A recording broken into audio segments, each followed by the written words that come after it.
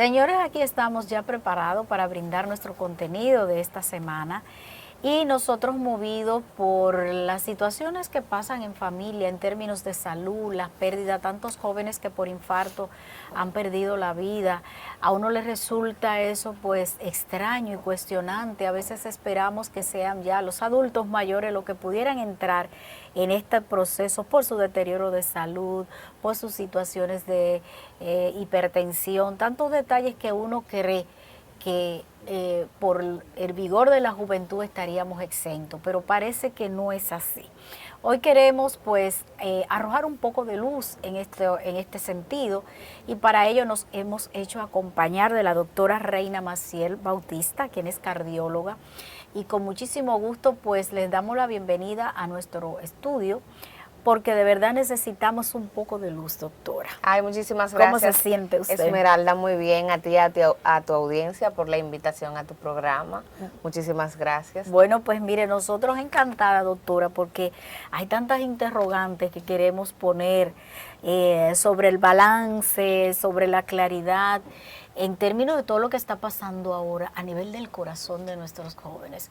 Y esto ha dado origen a tantos tabúes, y a tantas presunciones y a tantas cosas que nos tienen como un poco confundido. Entonces sí queremos saber cómo pudiéramos ver esta situación que pasa en términos de la salud a nivel de la hipertensión y del corazón de los jóvenes.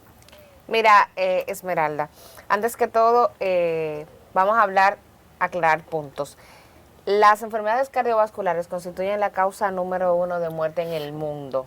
Son la causa número 1 de muerte, por eso es que los pacientes tienen que visitar su cardiólogo por lo menos una vez al año. Aparte de eso, en los pacientes jóvenes, erróneamente a lo que se cree la causa número 1 de muerte no son los infartos. Okay. Estadísticamente, menos de un 1% es que se relacionan a los infartos, o sea, es una población muy baja. Entonces, la causa número 1 de mortalidad en jóvenes son las enfermedades que tienen que ver con alteraciones del corazón, del propio músculo, como es la miocardiopatía hipertrófica y algunos trastornos del ritmo del corazón o canalopatías, que son mutaciones genéticas, que son alteraciones en los canales iónicos. Ahora bien, el infarto agudo del miocardio, que es la causa número 1 de muerte, que es una enfermedad que se da porque las arterias del corazón se obstruyen o se tapan. El corazón, dicho sea de caso, es como si fuera una casa. Una casa que tiene tuberías, que tiene electricidad y que tiene paredes. Cuando una de esas tuberías es obstruida, igual que cuando se tapa el fregadero, el baño, no permite el paso de la sangre por aquí, y como no permite ese paso de la sangre, pues esa parte del corazón muere, y a eso es lo que se le llama el infarto agudo del miocardio. Ahora bien, ¿cuáles son los factores que nos van a llevar a nosotros a que pueda suceder eso? Hoy en día nosotros tenemos una vida que manejamos muchísimo estrés. Aparte de que se maneja mucho estrés, muchos somos sedentarios, no tenemos hábitos de hacer ejercicio de manera regular y la alimentación es fatal. Hoy no hay como maneras de ser tan saludable por el mismo estilo de vida que nosotros vamos teniendo, porque a medida que vamos avanzando en la tecnología, eso nos hace que nosotros permanezcamos más tiempo fuera del hogar trabajando, y que muchas veces nosotros comemos cosas que no se deben. Es decir, tenemos una dieta que es alta en calorías, alta en hidratos de carbono, alta en grasas malas, y todo eso pues nos lleva a que los pacientes desarrollen esas obstrucciones. Otro factor de riesgo es la obesidad. Vemos cada día más que hay pacientes que son más obesos. Entonces, en esos pacientes obesos tienen mayor predisposición a desarrollar diabetes. Y la diabetes, la principal causa de que los pacientes diabéticos también se mueran son las enfermedades cardiovasculares, porque desarrollan una enfermedad cardiovascular prematura. Es decir, el sistema cardiovascular del paciente diabético se maltrata más que el de una persona normal. Okay. Bueno, pero con tantos factores y tantas cosas, y como muy bien apunta la doctora, definitivamente ante lo invasivo que resulta, bueno, oír que la muerte por infarto a nivel mundial mantiene pues una preponderancia. Para uno poder darse cuenta realmente si tiene alguna situación, yo sé que pueden ser cosas hereditarias y situaciones que pueden venir en el tiempo y quizás el descuido muchas veces de que como soy joven no tengo por qué tener una dificultad a ese nivel. Pero ¿qué previsión puede tener la persona, ese seguimiento que debe irse dando en términos de lo que es su salud cardiovascular? El paciente, como habíamos dicho al inicio, el paciente joven que no tiene ninguna enfermedad tiene que ir por lo menos una vez al año al cardiólogo. Es importante que usted como paciente, no solamente el paciente joven, todo paciente debe de conocer su electrocardiograma, su ecocardiograma y su prueba de esfuerzo.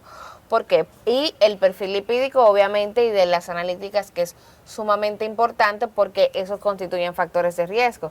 Si nosotros nos damos cuenta, cuando usted conoce cuál es su nivel basal, usted sabe cuando usted hizo un cambio, y ese cambio importante que usted puede haber hecho en el tiempo, usted lo puede controlar. Entonces, cuando nosotros controlamos factores de riesgo como es hipertensión, dislipidemia, que son los trastornos del colesterol, controlamos diabetes, controlamos el peso, nosotros estamos disminuyendo el riesgo cardiovascular con el control de estos factores de riesgos, que son factores de riesgo para infarto, que son factores de riesgo para enfermedad cardiovascular cerebral, lo que llamamos la trombosis cerebral, o los accidentes cerebrovascular hemorrágicos, que también son frecuentes en pacientes que son hipertensos maltratados. Se dan en esos pacientes, y también para la enfermedad vascular periférica. Ok, esa es la mala circulación. Exactamente. Y una serie de situaciones. En el aspecto de la mala circulación, esta pudiera también tener una incidencia determinante en las enfermedades cardiovasculares. Realmente sí. Las enfermedades cardiovasculares periféricas se van a dividir en dos grupos, aquellas que son venosas y aquellas que son arterial. Las que afectan a las venas, vemos como son las varices, que a veces son visibles, como esas dilataciones que nosotros vemos, como si fueran culebritas que tenemos en las piernas, como si fueran arañitas que se dan color verde, color rojizo. Ahora bien, las enfermedades arteriales periféricas, que son aquellas de las arterias propiamente dicho, entonces en esa enfermedad lo que ocurre es lo mismo que ocurre en el corazón cuando pasa un infarto. Se deposita una placa de grasa. Esa placa de grasa que se calcifica y que tiene otras sustancias va creciendo, hasta que ocluye ese vaso sanguíneo. Cuando ese vaso sanguíneo ya no le llega sangre, pues obviamente ese músculo completo o ese miembro completo se muere, y esos pacientes hay que llevarlo a amputación. Ay, Dios mío, pero se complica la cosa. Lastimosamente. Se complica la cosa. Bueno, pues yo creo que en esos términos, de verdad, la familia debe entonces empezar a tomar previsiones y, más que todo eso, tener en agenda quizás esa inspección y esa visita asidua a lo que puede ser el cardiólogo, de manera que pudieran determinar tantos factores que se pudieran generar. Yo sé que el colesterol, ay, es un tema, que eso hay que dedicarle un programa entero. El colesterol es algo que para todo, mucha gente tiene situaciones de colesterol, pero no hay forma de poner ese colesterol en control, doctora. ¿Qué hacemos con esta situación del colesterol? Realmente las enfermedades de colesterol son enfermedades crónicas, es decir, son enfermedades de larga data.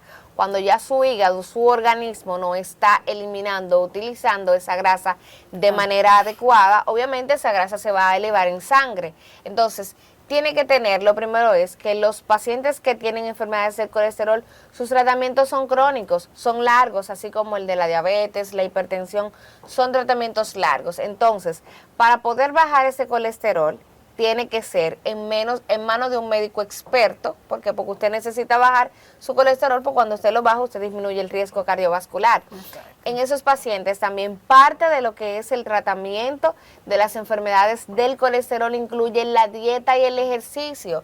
tú no haces nada con tomar tus medicamentos regularmente y entonces no hacer dieta y ejercicio. Eso es parte importante del tratamiento del colesterol. ¿Por qué? Porque cuando tú haces ejercicio, sobre todo ejercicios cardiovasculares, tú quemas parte de esa grasa, tú disminuyes parte y además de todo eso, tú mejoras la función de tu hígado. Entonces, cuando tú le disminuyes la ingesta de colesterol a tu cuerpo, obviamente tiene menos de dónde agarrar y ese colesterol también tiene que bajar. Bueno, pero mira, hay muchos detalles, doctora, y es que con todos los detalles que nos da sobre los diferentes factores de riesgo para tener un infarto y para llegar a situaciones complejas de la salud cardiovascular, también están pues las creencias de que a partir de lo que es la vacuna del COVID, también se dice que hay muchas personas que han tenido pues esta muerte súbita por un infarto, jóvenes, adultos, y que ha aumentado, curiosamente, ha aumentado después de este proceso de COVID. Entonces la gente como que ha empezado a decir que es probable que sea por la vacuna. Qué bueno que tú haces esa pregunta, Esmeralda, qué bueno que podemos aclarar este punto. Miren, realmente las vacunas son medidas salvadoras de vida. ¿Por qué son medidas salvadoras de vida? Porque son sustancias que hacen crear una inmunidad en tu cuerpo. Ahora bien, si la vacuna hubiese matado tanta gente, hubiesen muerto más personas por su vacunación que las que han muerto por COVID. Y eso no es así, o sea, lógicamente no es así. La vacuna del COVID-19, vamos a aclarar esto, no se han relacionado, o sea, no hay una estadística que diga que per se fue por esta vacuna. Entonces, para nosotros poder hablar y decir, mira, esto pasó por eso, nosotros necesitamos estudios, que se estudien grandes poblaciones y que en esa población que se estudia se demuestre con casos post-mortem, que se hagan autopsia y que digan, mira, fue esto. Ahora bien, las vacunas pueden llevar a un estado inflamatorio, porque eso es lo que están haciendo. Ellas te inmunizan, pero ellas están provocando una respuesta inmune en tu cuerpo para que tu cuerpo sea resistente a ello. Ahora, los pacientes, no son todos los pacientes que se han puesto la vacuna que han presentado. Ahora, los pacientes que han padecido COVID-19, en esos pacientes existe una incidencia de lo que es la miocarditis. ¿Qué es la miocarditis? Es una inflamación del corazón como tal. Tal es el caso de Oscar Cabrera. Oscar Cabrera fue un jugador famoso de baloncesto que murió aquí durante se le estaba haciendo una prueba de esfuerzo, que ya estaba diagnosticado con su miocarditis desde España. Entonces, y esa miocarditis no fue secundaria a la vacuna, fue secundario al COVID-19. Ahora, esa inflamación del músculo cardíaco lleva a que esos pacientes puedan hacer arritmias. Y esas arritmias, dicho sea de paso, son arritmias que son potencialmente mortales. Entonces, nosotros tenemos más casos de miocarditis con mortalidad por el COVID-19 que por la vacuna. Ahora, las vacunas que pudieran haber provocado respuesta inmune importante sin causar esos efectos son las vacunas de Moderna y Pfizer. Y no todos se vacunaron con vacunas de Moderna y Pfizer. Hay muchísimo sinnúmero de vacunas con los que la población fue vacunada. Bueno, esto despeja un poco las dudas. De todas maneras, la gente vive chivo. Sí, chivo. Y ahora que han salido también con unas informaciones que perturban un poco en términos de que las vacunas vuelven de nuevo COVID, que todo el que está vacunado va a ser peor y lo que se vacunaron de que va a tener el efecto, señores.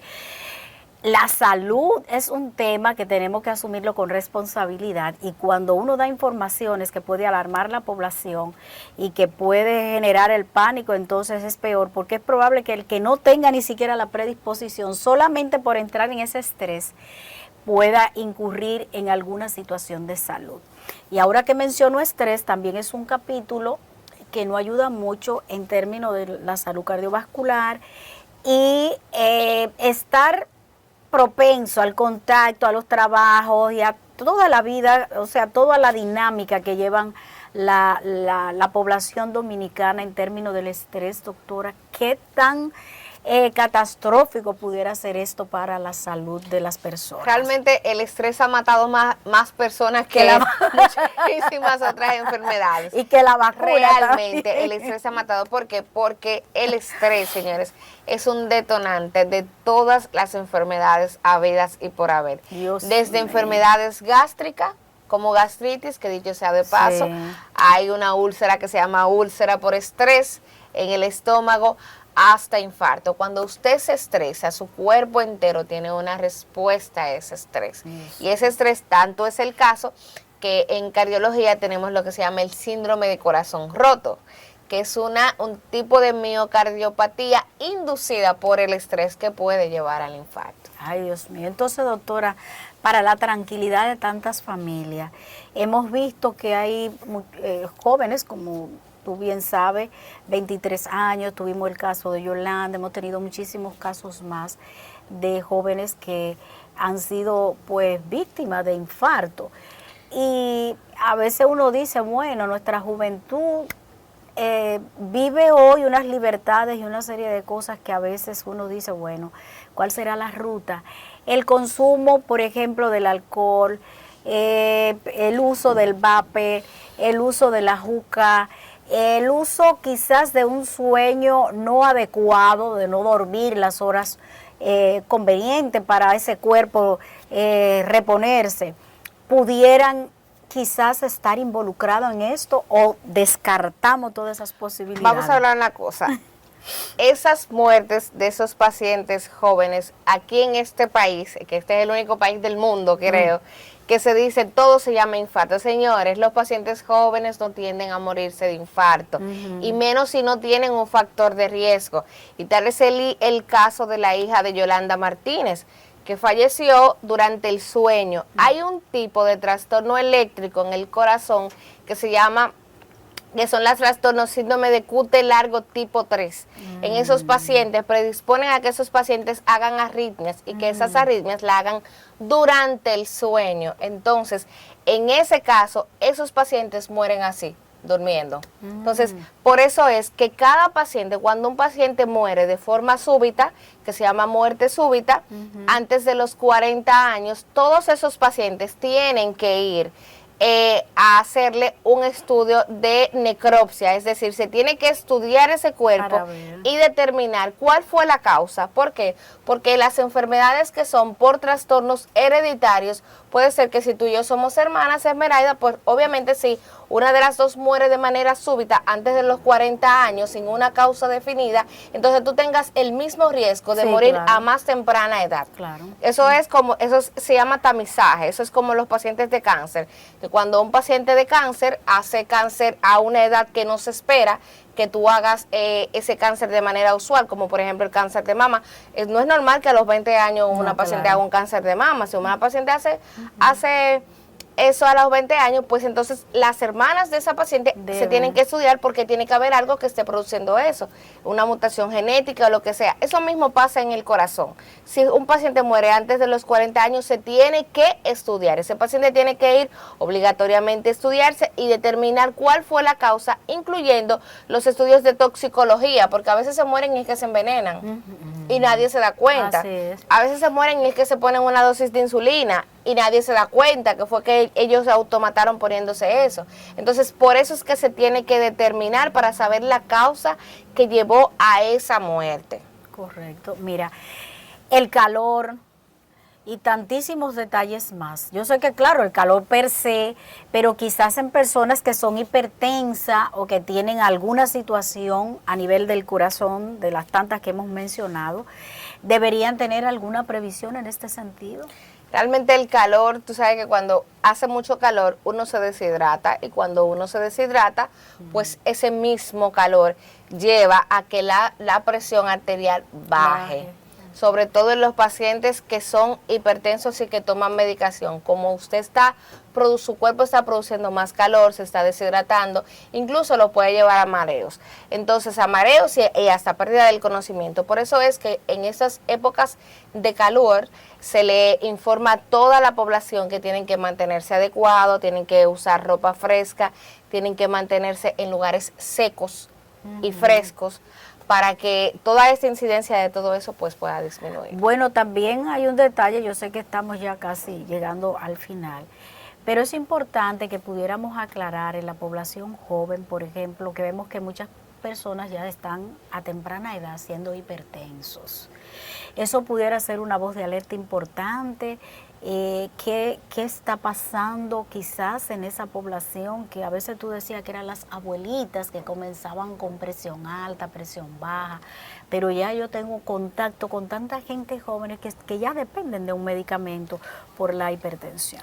Realmente antes se pensaba, incluso la hipertensión es una enfermedad ya de paciente del adulto, o sea, de pacientes que tienen más de 40 años, pero ya hoy en día podemos ver incluso de los 20 años. Sí. Pero nosotros vemos que hay más pacientes obesos, Sí. hay más pacientes que fuman, Sí. que fumar es un factor de riesgo para que usted desarrolle hipertensión.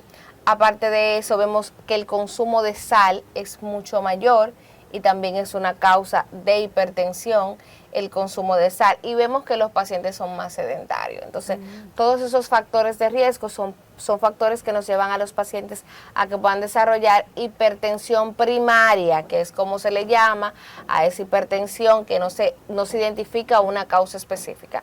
Pero en los pacientes jóvenes, existen una hipertensión secundaria, es decir, una hipertensión que es la que es por una anomalía que le está provocando que esos niveles tensionales pues se eleven de manera importantes. Ahora, este porcentaje de población que desarrolla hipertensión secundaria es poquito, es bajito, es de un 5 a un 15%. Inmediatamente se corrige la causa, pues también se corrige la causa de la hipertensión. Y hemos notado que a medida que pueden identificarse este tipo de situaciones, pues con una medicación, pues Sí. el paciente tiene esa posibilidad de poder tener pues una vida tranquila, claro, dentro de su cuadro y dentro de las previsiones que debe tomar. O sea que no es una sentencia de muerte. No. Claro está, hay muchas cosas que hacer y yo creo que en términos de la salud ya tenemos pues quizás el internet y tantas conexiones donde uno puede obtener información de cómo llevar una vida saludable. Tenemos pues los expertos, los cardiólogos y toda una gama de médicos que pueden también hacernos un plan para una mejora de vida y que podamos tener una condición de vida más saludable y quizás un poquito fuera de tantos riesgos como comentábamos ahorita sobre el consumo del alcohol, el fumar, ahora esta modalidad de los vape y también lo que es la misma juca, que donde quiera tú pasas y es una cosa, y digo, bueno, eso también son factores que hay que verlo. Y sé que la juventud, bueno, está expuesto a tantas cosas hoy día y yo creo que el sedentarismo pues también juega un elemento muy determinante y eso también pues va lacerando un poco nuestra condición de salud. Así que agradezco de verdad a la doctora Reina Maciel por compartir con nosotros, traernos estas informaciones tan importantes. Y si quisiera que en la parte final pudiéramos darle esta última invitación a toda la familia para que los miembros puedan acudir al cardiólogo a evaluarse. ¿Hay que tener una edad específica o todos pueden para esta invitación para todos? No, realmente estamos en el mes del corazón, dicho sea de paso, el 29 de septiembre es el mes del corazón. Entonces, todo paciente desde que nace, vemos que los niños ya lo mandan, desde que nace lo mandan a una evaluación cardiológica, luego de los 2 años, luego los 5 años. Esto pues nos abre una puerta de que todos debemos de ir al médico, dicho sea de paso, si usted no tenga nada. Así que esta es la invitación. Pero hay un temorcito de que le dicen a uno que hay un problema en el corazón, ya uno siente como que ya, que se va del mundo, ¿eh? No, eso como no que es hay una así. sentencia de muerte, ¿verdad que no? No temer. No importa que sea una enfermedad cardiovascular, del corazón. Cuidarse, señores, y ponerse en buenas manos, ¿verdad? Eso es lo principal. Así es. Bueno, pues agradecemos a la doctora por compartir con nosotros, por despejarnos algunas dudas. Ya estábamos nosotros preocupados también. Y qué bueno que en base a una pronta pues conexión con nuestros médicos podemos nosotros poner en control cualquier situación que se pueda ir orquestando por ahí. Así que gracias, doctora, por estar con nosotros. Gracias a ustedes por la invitación y a la audiencia por escuchar. Así es. Pues nosotros seguimos con más, no se mueva.